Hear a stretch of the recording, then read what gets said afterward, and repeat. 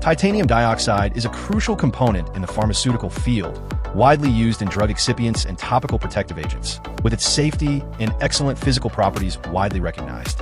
Step into Boyee Laboratory, where the core objective of this experiment is to prepare mono-dispersed titanium dioxide particles using wet grinding technology. The experimental process is streamlined and efficient. Titanium dioxide raw material is mixed and stirred with ammonia solution as a dispersant. The slurry pH is adjusted to 10. The grinding chamber is fitted with 0.2 millimeters zirconia beads. The mixed slurry is poured in and subjected to grinding and dispersion processing according to preset parameters. Samples are taken for testing upon completion of dispersion. SEM analysis revealed that prior to grinding, titanium dioxide exhibits severe agglomeration and lumpy structure.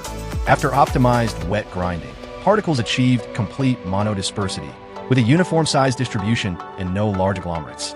Laser particle size analyzer data demonstrated significantly reduction in secondary particle size, substantially narrowed distribution range, and uniformity meeting expected standards. Sedimentation stability testing confirmed that the optimized titanium dioxide slurry maintains stable dispersion without visible stratification or sedimentation for 48 hours. Wet grinding enables precise control over parameters such as slurry concentration and temperature, making it an effective process for addressing titanium dioxide agglomeration. It significantly reduces secondary particle size and narrows the particle size distribution, laying a solid foundation for titanium dioxide applications in the pharmaceutical field.